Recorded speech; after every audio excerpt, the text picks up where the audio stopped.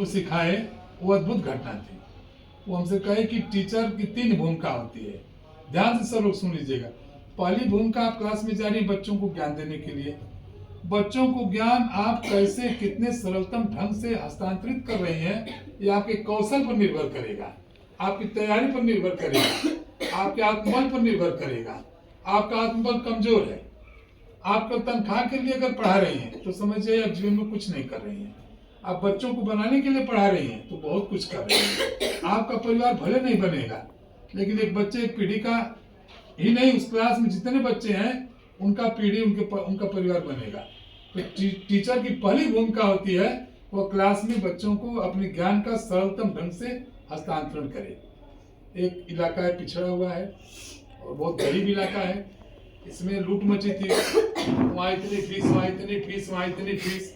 हम इसको कम संसाधन में बेहतर शिक्षा देने के लिए लगे रहे। आप लोगों का खूब सहयोग मिल रहा है, इसमें कोई दो राय नहीं, लेकिन कुछ चीज करना होगा। अब जैसे पाठ्य ग्रामीण वस्तुएं हैं वो मंगा के ऑनलाइन रखा गया है, वो बच्चों को आप सिखाइए, कुछ चाहिए तो मांगिए। यूट्यूब है, तकनीक का जमाना है, कहीं से भी आप कुछ देख सकते हैं कि बच्चों को क्या सिखा सकते हैं। इसीलिए मैं पूर्णिमा से कहा कि कोई भी चीज चाहिए तो आप ऑनलाइन मंगा लिया। हमारी तरफ से कोई इसमें पढ़ाने की वस्तु में कभी कोई रुकावट हो ही नहीं सकती। आप लोग कुछ भी चाहिए तो मंगाइए। आप लोग केवल गए बच्चों के यहाँ बैठ के उनकी कॉपी में ऐसे खींच दी, बच्चा ऐसे नहीं सीखेगा। बच्चे को झूम के पढ़ाइए, बच्चों के बीच में रहिए, बच्चों को स्नेह दीजिए, तब बच्चा कुछ सीखेगा। और देख लीजिए सबसे बड़ी अगर किसी की जिम्मेदारी है LKG, UKG, नर्सरी, कक्षा 1, कक्षा 2 तक। और इसमें अगर आप लोगों ने अपने दायित्व का सही निर्वहन नहीं किया तो बच्चे का भविष्य की भ्रूण हत्या हो जाएगी।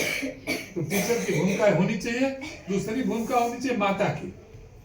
अभी एक बच्ची कहते हमको टॉयलेट जाना है, आपने बच्ची को टॉयलेट जाने से रोक दिया, उसका पैंट खराब हो गया, माँ कभी नहीं रोकती। इसलिए आप समझे कि क्लास में आप माँ भी यहाँ पर है। और एक भूमिका होती है पिता की। अभी बच्चे को कुछ चाहिए, कोई वैसी चीज कुछ कर रहा है तो ये नहीं कि झुझला के उसको डांट के बैठा दीजिए। देखिए हम बच्चों पर इतनी शक्ति करते हैं, आज तक एक उलाहना 27 वर्षों में किसी घर से नहीं आया। उसका एक कारण जानते हैं क्या है? हम बच्चों को माता पिता समान स्नेह भी देते हैं। क्लासों में हम जाते हैं, क्लास में बच्चों को भावनात्मक रूप से समझाते हैं कि तुमको कैसे पढ़ना चाहिए, कैसे क्या करना चाहिए। हम प्रार्थना में जो बोलते हैं उसका कोई मतलब नहीं रहता है। इन क्लासों में जाके हम किसी न किसी क्लास को टच करते रहते हैं, सिखाते रहते हैं। जो गंदे बच्चे उनको अकेले बुला के सिखाते हैं। हर चीज का विकल्प छड़ी नहीं है।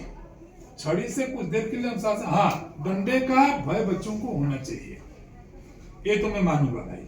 क्योंकि अपने बैठ के पढ़ने वाले